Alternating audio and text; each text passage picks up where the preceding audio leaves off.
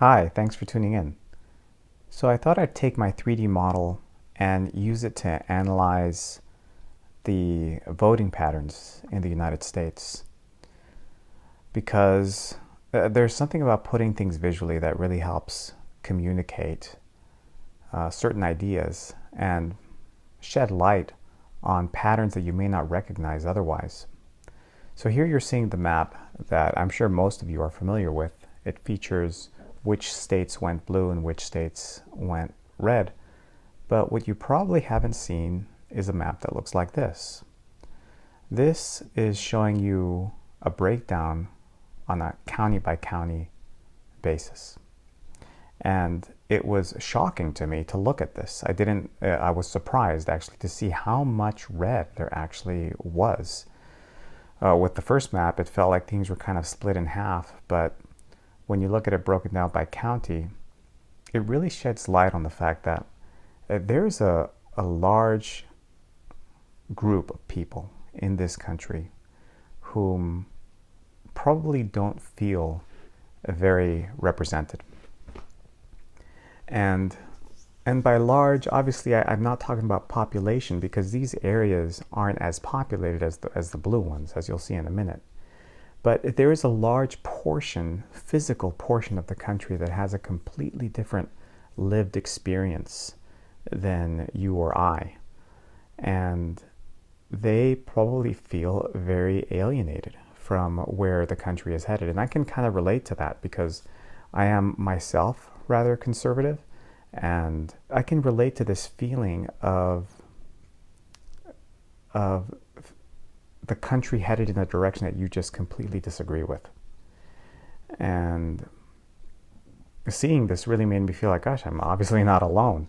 There's a huge portion of the country that just does not like where the country is headed.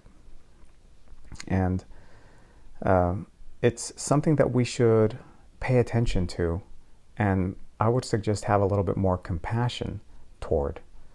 And the reason this is important is because people have very different lived experiences in different parts of the country. So, a lot of these red areas encompass the portion of our society that is involved at the grassroots level of wealth creation in the nation. So you've got miners, you've got the oil industry, you have farming, everything that has to do with the earth and the hard labor and work involved in extracting these resources and thereby creating the wealth that allows people like you or I to walk down the street and get a latte for $4. That luxury that we only have because people who are in the heart of the country are doing really difficult and dangerous tasks to keep this country rich. It's hard to really appreciate what I'm saying unless you have an understanding of economics and where wealth comes from and the difference between wealth and money. If you want to learn more about that, watch my first video on economics that talks about where wealth comes from and what it is and how it's different from money. But my heart, seeing this map really makes me feel, number one, it makes me feel less alone, but I also feel a sense of compassion for a whole part of this country that is not really having its needs met. So what you're seeing coming up now, those green columns represent the total gross GDP for that particular county. And this too I found pretty shocking. Without exception, the counties with the most GDP in the United States all went blue. And so this would be areas, obviously, that are more affluent. Even in conservative states that went red, like if you look at Salt Lake City, that county which is the wealthiest of all the counties in that state, it went blue. And so it's interesting that the left, there's almost practically a one-to-one correlation between the left being associated with the more affluent areas and the right being associated with the least affluent areas, which is interesting and kind of counterintuitive, because I would have thought that it would go the other way, because the Democrats are always trying to appeal to the poor and wanting to offer as many subsidies and benefits and handouts, and they always want to advocate for the needy. I agree with all the problems identified by the left, but I disagree with all of their solutions.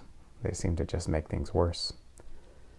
But here we have a map that shows you that the more GDP an area has, the more affluent the area, the more likely it is to vote blue. And so that I found really shocking. Man, there aren't any exceptions here, except for maybe a couple strange ones, but for the most part, every single one went blue.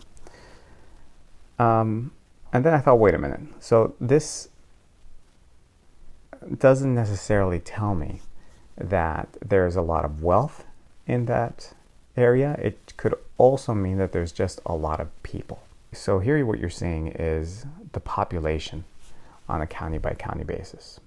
And of course, wherever there's more people, you're going to have more total wealth, or GDP, gross domestic product, in that area, because it takes money for a person to exist and to thrive. And so the more money exists in an area, the more people will flock to that area, because there's going to be more jobs and more people will be born in that area. Wealth creation creates more people, be it through attraction by attracting immigrants, or through just families and giving birth to new offspring. And so in a way, what you're seeing here isn't necessarily a relationship between wealth and the left, but you're seeing a relationship between the largest concentrations of human resource, and consequently probably the most affluent areas in terms of infrastructure. Because if you have a lot of people, then you also have to develop the infrastructure to a level that can support that many people. And probably the most developed parts of our country, I would say, infrastructurally, technologically, and in terms of accommodations. So there's more things there, but that doesn't mean there isn't poverty there. This is what poverty looks like in the United States. What I took here is I took a statistic of the total number of people classified as poor in the United States, which, as many of us know, is a pretty high standard, the highest standard in the world. But just keep that in mind. So I went to Census.gov and got the statistic for the total number of people classified as poor in each county, and then calculated the percentage of that population. So for the most part, as you can see, it's pretty even across the board. It averages out to be somewhere between 10 and 20% of the county population across the United States is classified to be among the poor.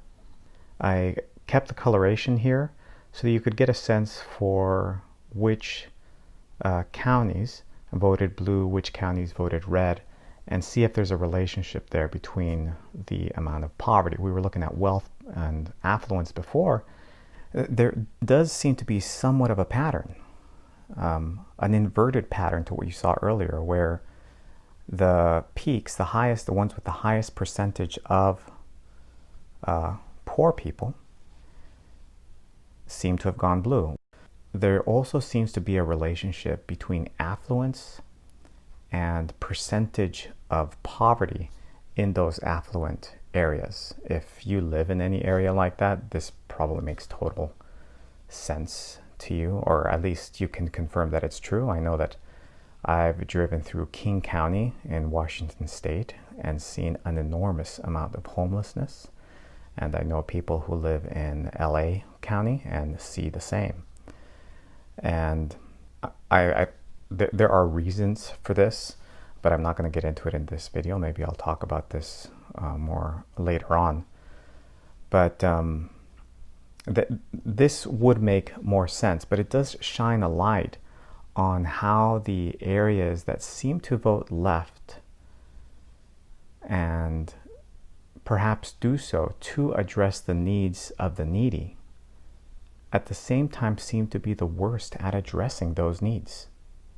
So then I thought to look at this in terms of per capita.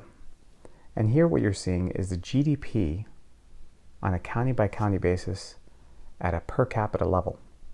And this really blew my mind to take a look at this, because there are just a small handful of counties that are massive.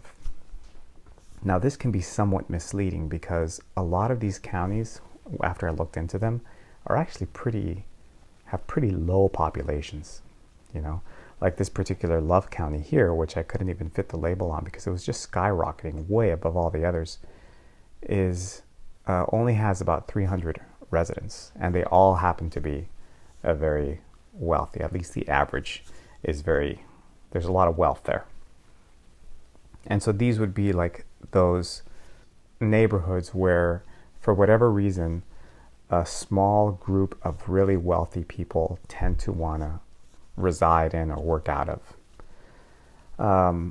And it's no surprise that the biggest ones I'm seeing are in Texas and in Alaska, because that's where a lot of our oil money comes from.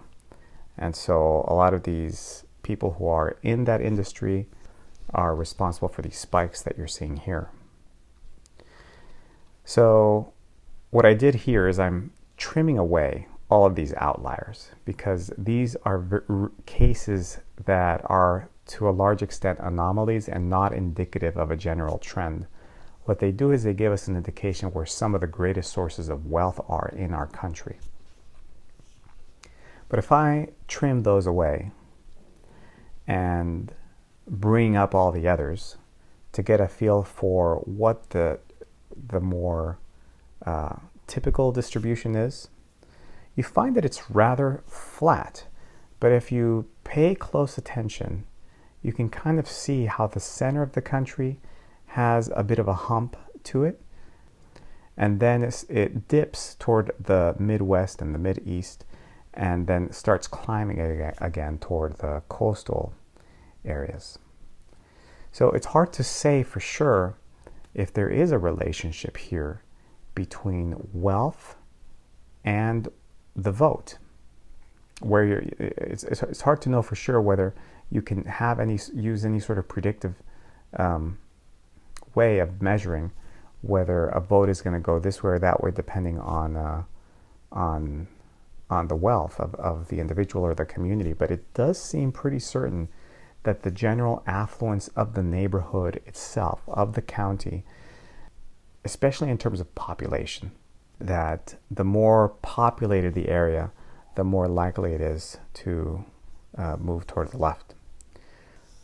The other thing I wanted to go over is the Electoral College and the electoral votes as it relates to population.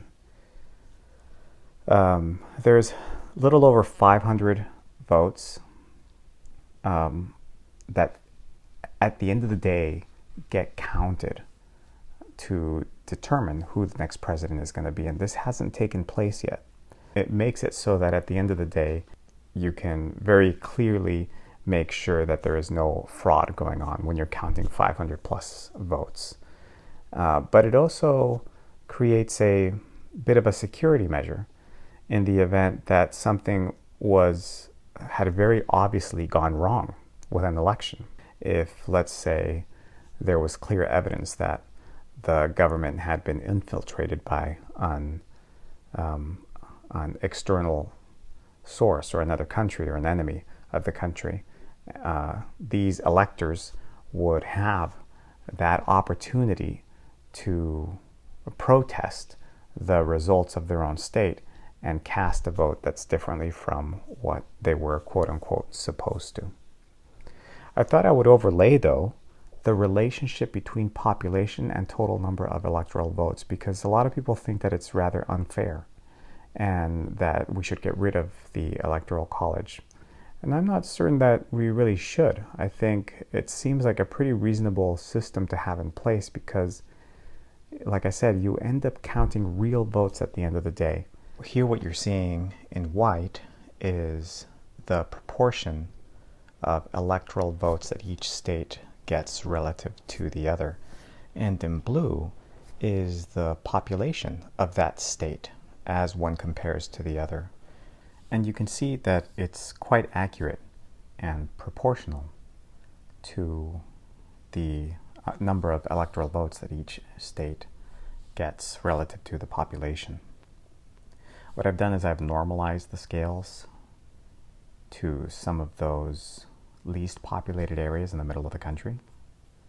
And so what you're seeing is a fairly good representation there, and then slight under-representation along the perimeter.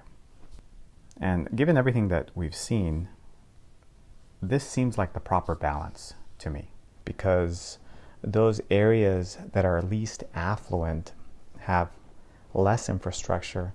Most people there might have a pretty hard time finding a voting booth or even getting postal service that is reliable. And so I think if those voices are a little bit more represented in the electoral vote, I think it's a good thing and a proper thing. I kind of wish, I think, if I were to change anything, that instead of the Electoral College being broken up by state, for it to be broken up by county, so that the end result would be much more accurate. Now, of course, that means there'd be way more electors, but it would still be safe and secure. It would be enough of a body that you could have an election that isn't fraudulent and would be more representative of what the people want. Because I think it is, to a large extent, unfair for one county to have a voice that drowns out the voice of your entire state. Even in my state, in the state of Washington, I was so surprised when I looked at the data to see how much of it was actually red. I always viewed my state as a blue state, but that's because I never looked at it by county. And it's kind of discouraging to see how a small handful of counties can essentially determine the direction of your entire state, even though the lived experience of those people is completely different than perhaps my own or over half of the rest of the territory. And so I guess the question we need to ask ourselves is, do we want a system where popularity determines the direction of the country? Or do we want a system where lived experience determines the direction of the country? You can kind of use a neighborhood as an analogy. Imagine that your neighborhood was a country, and the neighborhood was comprised of, let's say, 100 houses. And in 10 of those houses, a lot of people lived in those houses. They were highly densely populated houses. They were also very wealthy houses. They were large and housed perhaps many families. Let's think of them as mansions. And the other 80% were smaller, single-family units, didn't have as much wealth, had a completely different life experience than those living in the mansions. But the direction of the entire neighborhood would always follow whatever those most populated houses determined it should be. This, to me, seems like a recipe for a lot of division and strife and a lot of disagreement, and maybe partly to blame for why we find ourselves in the situation we're in today, where the country is really divided. And it's worth paying attention to, and it's worth looking at with a lens of compassion. And so I hope this video was useful in that sense and insightful. And if you have any questions or thoughts, please leave them in the comments. I would especially love to hear any ideas you have of other data that I could overlay and showcase. Thanks for watching.